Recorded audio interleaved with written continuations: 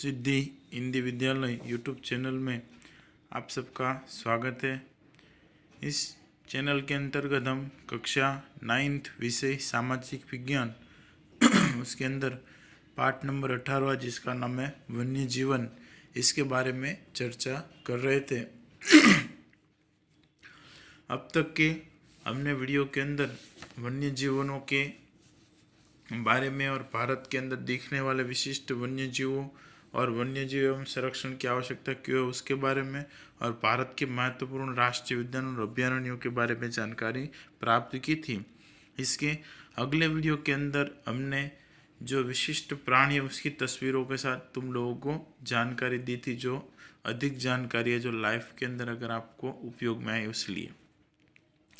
इसके अगले वीडियो के अंदर हमने इतना देखा था, भारत के महत्वपूर्ण राष्ट्रीय उद्यान और अभयारण्य ये इनके सारे नाम है और सामने उसके वन्य जीवों के भी नाम दर्शाए गए। एक बार देख लीजिए, उसी के पश्चात आगे बढ़ते हैं।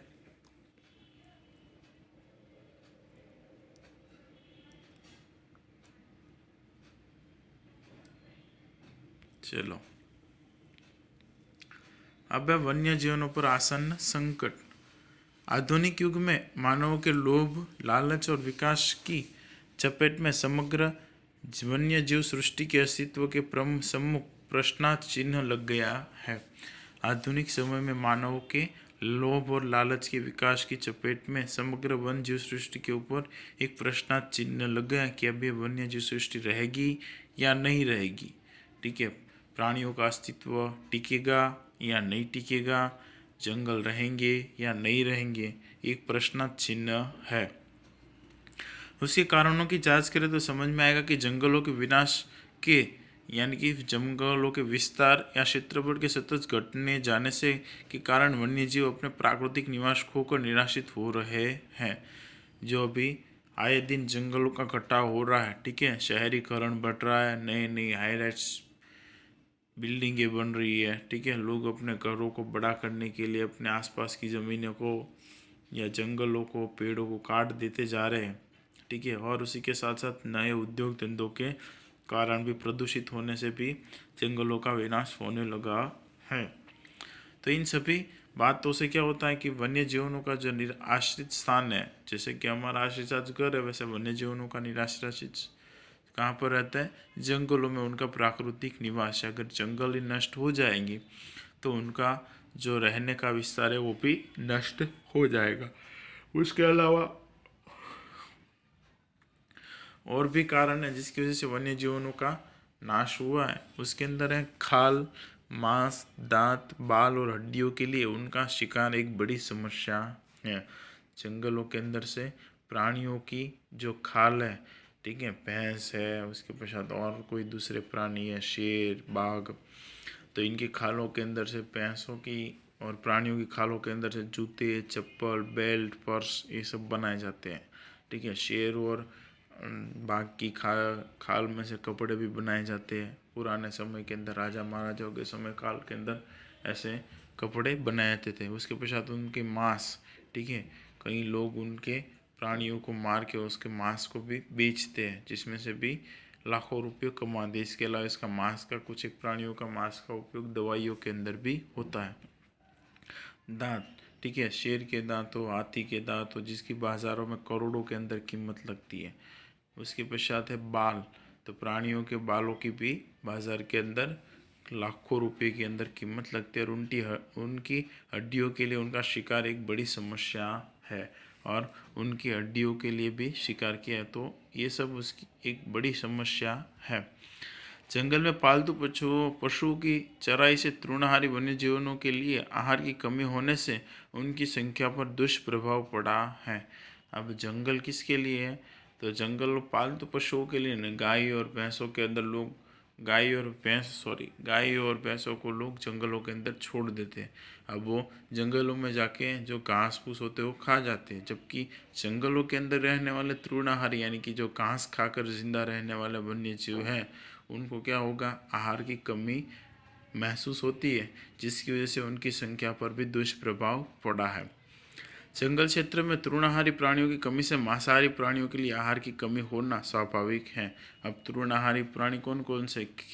तो हिरन है, खरगोश है, ठीक है, ये सब क्या है, तृणाहारी प्राणी है जो घास खाकर जिंदा रहने वाले हैं। अब इनको खाने के लिए घास नहीं मिल रही है, तो तृणाहारी प्राणियों की कमी हो रही है। अब तृणाहारी प्राणियों का आहार कौन करता है, मांसाहारी प्राणी, शेर, बाघ, चीता, ये सब तृणाहारी प्राणियों को शिकार करके खाते हैं।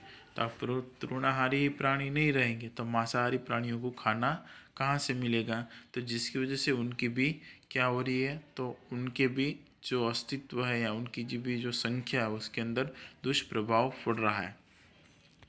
इस कारण ये वे आहार की खोज में मानव आबादी में चढ़ आते हैं और पशुओं को मारते हैं, और इसी के कारण मांसाहारी प्राणी बाघ है, शेर है, चीता है, ये सब क्या करते हैं, आहार की खोज में मानव बस्ती में घुसते और यहाँ के जो हमारे प्राणियों को है, पालतू प्राणियों या पशुओं को मार देते हैं। कई बार न्यूज़ और अखबारों के अंदर देखते हो कि इस गांव के अंदर शेर घुस गया, इस गांव में चीता घुस गया, बाघ घुस गया, इतनी गायों को, इतनी भैंसों को या उनके बछड़ों को मार दिया।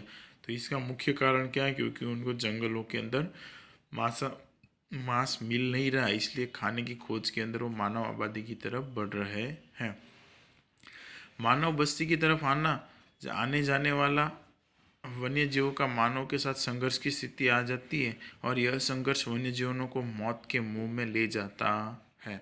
और मानव बस्ती की तरफ आ जाने वाले वन्य जीवों का मानव के साथ क्या होता है, संघर्ष की स्थिति उत्पन्न होती है। लोग डर जाते हैं, या तो फिर लोगों को देखकर प्राणी भी डर जाता है, जिसकी वजह से क्या होता है, इन दोनों के बीच में संघर्ष होता है। और इस संघर्ष के अंदर लोग अपनी जान बचाने के लिए कभी कभार, या फिर पशु डर के हमारे लोगों से बचने के लिए भी उसकी जान चली जाती है, या लोग उसे मार भी देते हैं। साथ ही वन्य जीवों के प्राकृतिक आवास तक पहुंचते प्रदूषण का प्रभाव बहुत घातक होता है। और उसी के साथ साथ उद्योग धंधों के अंदर से निकलने वाले प्रदूषित हवा, प्रदूषित पानी की वजह से, ये पीने की वजह से वन्य जीवों के ऊपर भी उसका दुष्प्रभाव पड़ा है। उसके साथ ही वन्य क्षेत्रों में होने वाली मानव प्रवृत्तियों का वन्य जीव पर घातक असर पड़ता, और उसके साथ साथ वन्य क्षेत्रों में होने वाली मानव प्रवृत्तियों के कारण भी घातक असर पड़ता है। कभी कभार लोग जाके पेड़ पौधे काट देते हैं, या जंगलों के अंदर घूमने जाते हैं तो जंगलों के अंदर कूड़ा कचरा डाल देते हैं। इसके अलावा कुछ लोग जंगलों में घूमने जाते हैं तो सुलगती हुई आग छोड़ के चले जाते हैं, जिसकी वजह से आग लगती है और पूरा जंगल जलता है, तो उसमें वन्य जीवों को भी नष्ट हो जाते हैं। तो मानव प्रवृत्तियों का वन्य जीव पर भी घातक असर पड़ा है। उसके पश्चात इतना अवश्य जानिए, घर आंगन में फुदकने वाली गोरैया की संख्या कमी होने लगी है। घर आंगन के अंदर फुदकने वाली गोरैया गाँव में देखिए, उसकी संख्या भी कम होने लगी है। सिंह गुजरात का राज्य प्राणी है तथा सुरखा राज्य पक्षी है। गुजरात राज्य का राज्य प्राणी सिंह है और सुरखाफ राज्य पक्षी है। एशियाई सिंह, घुड़खर, चट्टी छिपकली जैसे प्राणी भारत में मात्र गुजरात में मिलते हैं। एशियाई सिंह, घुड़खर और चट्टी छिपकली ओनली फॉर कहाँ पर मिलते हैं, गुजरात के अंदर दिखाई देते हैं। जंगली भैंस, इंडियन बाइसन, हाथी, चीता, भारतीय बड़ी गिलहरी, बाघ गुजरात के जंगलों से लुप्त हो गए हैं। कच्छ का अभयारण्य गुजरात का सबसे अधिक क्षेत्रफल वाला अभयारण्य है। पोरबंदर पक्षी अभयारण्य गुजरात का सबसे कम क्षेत्रफल वाला अभयारण्य है। कच्छ का अभयारण्य गुजरात का सबसे अधिक क्षेत्रफल वाला अभयारण्य, और पोरबंदर पक्षी अभयारण्य गुजरात का सबसे कम क्षेत्रफल वाला अभयारण्य है। जंगल विस्तार में होने वाली कमी से आहार और आश्रय की खोज में वन्यजीव मानव आबादी की ओर आ जाते हैं। जंगलों में विस्तार में होने वाली कमी से, ठीक है, घास नहीं मिल रहा है, मांस नहीं मिल रहा है, तो जंगल नष्ट हो रहे, तो उनके रहने का स्थान नहीं मिल रहा है, तो आहार और आश्रय की खोज के अंदर वन्यजीव मानव आबादी की ओर जाते हैं। वन्यजीवों के क्षेत्र में होने वाली मानवीय हस्तक्षेप उनका साथ टकराहट में बदल जाता है, और ऐसी घटनाओं से वन्यजीव मानव कोप का भोजन बनकर अपनी जान गंवा देते हैं। और वन्य जीवों का अपने आश्रय स्थानों से छोड़कर मानवों के स्थानों के अंदर प्रवेश करना, ऐसी घटना में टकरार उत्पन्न होती है और लोग अपनी जान बचाने के चक्कर में डर कर या फिर प्राणियों के त्रास से परेशान होकर उनको क्या कर देते हैं, मार देते हैं, जिसकी वजह से प्राणी को अपनी जान गंवानी पड़ती है। दक्षिण तथा दक्षिण पूर्व भारत के जंगलों में से हाथियों का झुंड आहार की खोज में कृषि क्षेत्रों तक पहुंचकर भारी उत्पात मचाता है। दक्षिण तथा दक्षिण पूर्वी भारत के जंगलों के अंदर हाथियों का झुंड, जंगलों में खाना नहीं मिलता इसलिए हाथियों का झुंड कृषि क्षेत्रों के अंदर आगे बढ़कर कृषि क्षेत्रों के अंदर भारी उत्पात मचाते हैं और उस उत्पातों से परेशान होकर भी कभी कभार मानव क्या कर देते हैं, उनकी हत्या कर देते हैं, जिसकी वजह से इनका भी क्या होता है, वन्य जीवनों का जो संख्या उसके अंदर घटाव आता है। सौराष्ट्र तथा दक्षिण गुजरात में चित्तों के हमलों में गुजरात के उत्तर पूर्वी वन क्षेत्र के समीप या वन में रीछ द्वारा मानवों को चोट पहुंचाने या मार डालने की घटनाएं हुई हैं और ऐसे कई आए दिन अखबारों के अंदर गुजरात के अंदर देखते हो कि चित्तो गांव के अंदर घुस गया है, ठीक है, प्राणी को, गाय को, भैंस को, इंसान को मार दिया, लड़की को मार दिया। ऐसी कई सारी न्यूज़ें आप लोग आए दिन देखते रहते हो। या फिर कोई रीछ से वो भी मानव बस्ती में घुस जाता है तो अपनी जान बचाने के लिए, ठीक है, हम लोग अपनी जान बचाने के लिए कोशिश करते हैं तो प्राणी भी अपनी जान बचाने के लिए कोशिश तो करते ही है। तो उस कोशिशों के अंदर क्या होता है, प्राणी निष्फल होते हैं और कभी कभार उनको अपनी जान गंवा देनी पड़ती है। ऐसी दुर्घटनाएं न हो इसके लिए पहले से सावधान हो जाना ही सर्वश्रेष्ठ उपाय है और ऐसी दुर्घटना ना हो इसलिए पहले से हमें सावधान होकर जंगलों का संरक्षण करना चाहिए, उनका संवर्धन करना चाहिए और प्राणियों के अंदर जीव है ऐसा समझकर उनको डरा कर या मार देना नहीं चाहिए। उनको जल्दी जो वन अधिकारी उसका संपर्क करके उनको उनको सौंप देना चाहिए और जितना हो सके उतना प्राणियों को भयभीत ना करे और उनको मारे नहीं, जंगलों को ना काटे और ना ही तो जंगलों के अंदर गैर कानूनी रूप से प्रवेश करके प्राणियों का शिकार करें। तो जितना हम लोग सावधान हो जाएंगे उतना ही ये सारी दुर्घटनाएं टल सकती है और वन्य जीवों का भी संरक्षण हो सकता है। तो जितनी सावधानी रहेगी उतना ही श्रेष्ठ उपाय है इनकी संरक्षण करने का। आशा रखता हूँ इस वीडियो के अंदर सबको समझ में आएगा। वीडियो को सुनने के लिए थैंक यू।